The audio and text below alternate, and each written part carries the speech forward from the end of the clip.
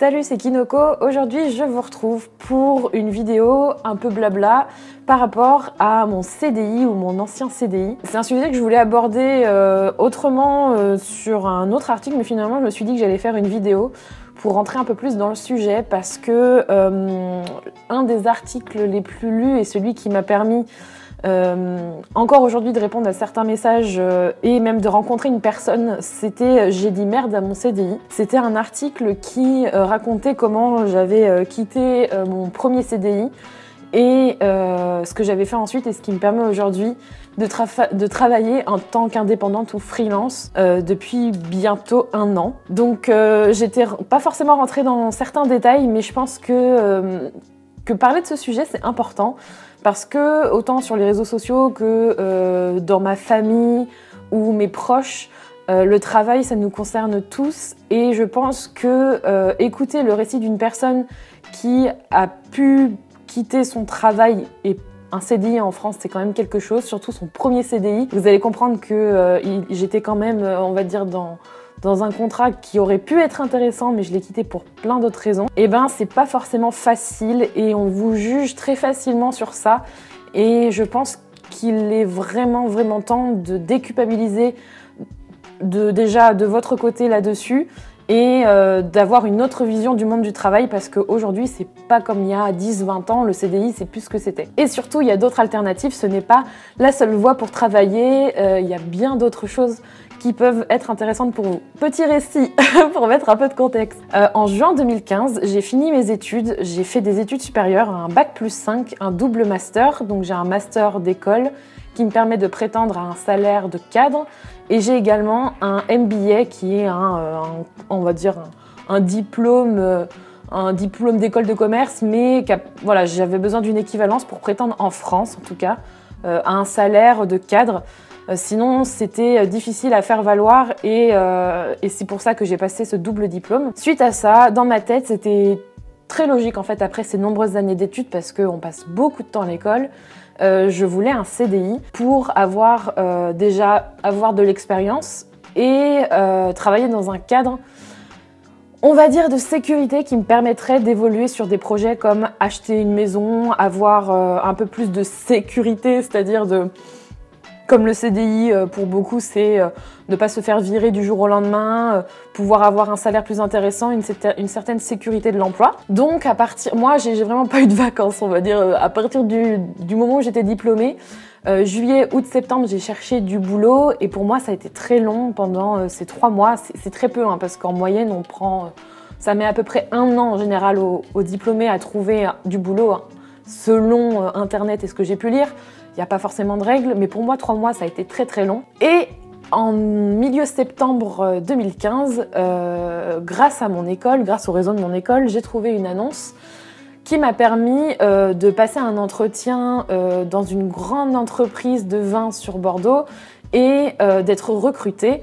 Et j'ai commencé donc mon premier CDI à responsabilité avec un bon salaire. C'était vraiment le job de rêve, entre guillemets, le job que j'avais vraiment envie d'avoir. Il y avait tout à faire, c'était vraiment super intéressant. Et du coup, j'ai déménagé parce qu'à l'époque, j'habitais avec Rémi, on habitait en Bretagne et on est revenu sur Bordeaux.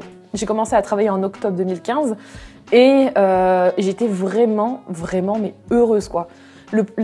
On va dire que les 3 premiers mois, jusqu'à la fin d'année 2015, ça s'est super bien passé. Dans ma tête, ça se passait super bien, j'étais prête à faire tous les sacrifices possibles de mon temps, de mon énergie, parce que je sentais, c'était tout nouveau, tout beau, je sentais qu'il y avait je me sentais utile et ça faisait ça contrebalançait avec mon sentiment pas d'inutilité, mais je me sentais pas forcément utile quand je ne travaillais pas pour quelqu'un pendant l'été et là de pouvoir enfin appliquer mes compétences. On attendait de moi des recommandations. Franchement, ça m'a boosté. Je suis quelqu'un qui donne beaucoup. Quand je sens que je peux faire la différence, et là c'était vraiment le cas, il y avait beaucoup de choses à faire et on me demandait d'apporter quelque chose, de donner, je donne vraiment beaucoup, je donne de ma personne si je peux faire changer les choses, j'essaye au maximum. Je pense que d'avoir la tête dans le guidon comme ça dans un nouveau, un nouveau cadre d'entreprise, d'avoir ce CDI, d'avoir ce confort, ces perspectives, ça s'est vite transformé en fait en... Comment vous expliquer? Ça s'est vite transformé presque en cauchemar parce que finalement, du jour au lendemain, j'ai vite compris que ce que j'espérais n'allait pas se produire. Et en fait, en janvier, donc janvier 2016, ça faisait 3 mois et demi que j'étais dans la société. J'ai vite compris que j'allais devoir faire ce qu'on me dit, même si ça n'avait pas de sens, et que même si je savais que je connaissais mon travail. En fait, ce qui était difficile, c'était que je connaissais mon travail. On me demandait, me recrutait pour des compétences particulières que personne ne possédait dans la société. Et moi, j'étais vraiment, on va dire, ouverte au changement, ouverte à de nouvelles perspectives, de nouvelles méthodes de travail. Mais dans cette entreprise, c'était pas ça. En fait, on attendait de moi que je fasse les choses à leur manière et que même si j'essayais de proposer des alternatives parce que je savais que ça allait pas être efficace, que ça allait coûter plus d'argent, que ça allait prendre plus de temps, on ne voulait pas m'écouter. Malgré toute ma diplomatie, toute mon empathie, non, il fallait faire ce qu'on me dit et ça m'a vite heurtée. Du coup, on va dire que dès janvier 2016, j'ai commencé à comprendre que j'allais pas être heureuse dans cette entreprise, que ça allait pas se passer comme je l'espérais. Sauf que je suis quelqu'un de têtu et que quand j'ai décidé que j'allais changer les choses, j'essaye au maximum de changer les choses. Mais je savais très bien que des personnes avant moi avaient essayé et que je pense que ça n'allait pas forcément fonctionner avec moi. C'était vraiment une période un peu de transition où j'ai compris entre janvier et mars que ça allait être la descente aux enfers. Et même si avec toute la volonté du monde, j'ai essayé de travailler autant, de donner autant pour comprendre, en fait, j'avais vraiment l'impression que c'était moi le problème. Mais en fait, c'était pas moi le problème. Et ça a été difficile d'admettre ça. Ça prend du temps, en fait, de comprendre que quand on n'est pas bien dans une entreprise, ça vient pas forcément de nous, de notre travail, de nos compétences, de notre savoir-être. C'est plutôt que ça ne matche pas avec l'entreprise dans laquelle on est. Et c'est difficile de faire entendre à votre patron, vos collègues, que vous n'êtes pas forcément heureux et de leur faire comprendre pourquoi vous ne l'êtes pas, parce que c'est tellement profond, ça heurte tellement vos valeurs, votre morale, que des fois, vous ne pouvez pas forcément l'expliquer parce qu'on n'a pas tous et toutes les mêmes échelles de valeurs. Et pour le coup, ça a été dur pour moi d'admettre et d'abandonner en fait que je pourrais pas faire changer les choses, que je pourrais pas être heureuse et continuer comme ça, qu'on allait profiter de mes compétences et de moi, mais que moi j'allais m'éteindre à petit feu et c'était vraiment ce qui était en train de se passer. Et là, on est quand même en train de parler d'un travail, on est quand même en train de parler d'une entreprise, d'un job que je pourrais avoir ailleurs. Même si le contexte est difficile, on peut trouver ailleurs, je veux dire, le monde entier, voilà, avec ma bougeotte, etc. J'aurais pu trouver quelque chose ailleurs, mais j'étais tellement dans l'envie profonde de faire changer les choses et j'y croyais tellement que j'ai vraiment eu du mal à abandonner et ça a été une décision très difficile de me dire que même si je savais que je pouvais faire changer les choses, ça n'arriverait pas. En fait, le plus dur, c'est donc d'abandonner, c'est ça. Et il m'a fallu donc une visite chez le médecin du travail et deux visites chez une personne des ressources humaines, pas dans ma société mais ailleurs, pour comprendre que c'était une entreprise qui n'était pas faite pour moi. Et c'est dur d'admettre ça, mais j'ai été vraiment au bout de moi-même, mais pas dans le bon sens du terme, dans ce premier CDI. Et aujourd'hui, je vois beaucoup trop de personnes encore, que ce soit des proches ou sur Internet, ou des gens qui commentent certains articles que je peux lire, que le CDI, ça reste qu'un emploi sûr, durable, vaut mieux que tout le reste, parce qu'au moins avec ça on est sûr de pouvoir vivre correctement, dans le sens où avec un CDI on peut faire un prêt, on peut acheter une maison, on peut prendre un congé maladie long, on peut avoir un enfant tranquillement. C'est une espèce de... Moi j'aime bien faire la comparaison avec le fait que quand on est fonctionnaire c'est pareil, on a un emploi à vie, c'est un espèce d'emploi à vie dans le privé et je sais pas, moi ça me dérange beaucoup parce que je trouve que ça correspond plus du tout à une attente en fait des gens dans le monde du travail aujourd'hui. Et il m'a fallu me mettre à pleurer devant cette personne des ressources humaines qui m'a fait comprendre que ça heurtait, que cette société heurtait trop mes valeurs morales et mes croyances profondes et ce que j'attendais d'une société pour rester, et que ça me détruisait à petit feu. On m'a même recommandé de faire une rupture conventionnelle au bout de 3 mois, ce qui m'avait énormément choquée. Je me disais que c'était pas possible.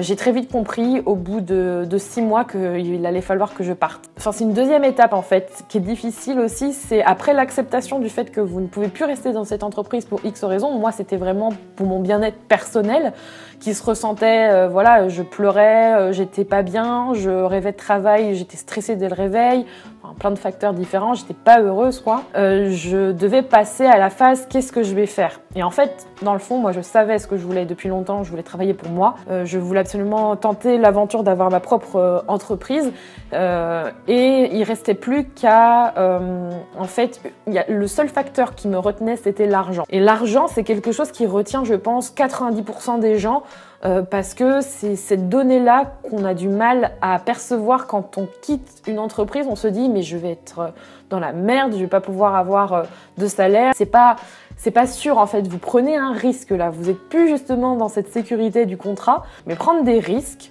comme je l'expliquais dans mon article, on en prend tous les jours. Là, moi, je prenais tous les jours à mon travail en CDI, je prenais tous les jours le risque d'être encore plus mal, de me voiler la face, de continuer mon petit bonhomme de chemin, comme dit ma grand-mère, à aller dans le mur et à finir avec une santé ruinée et des rêves brisés, à me dire que je suis pas capable de faire ça alors que c'est pas du tout dans mon caractère.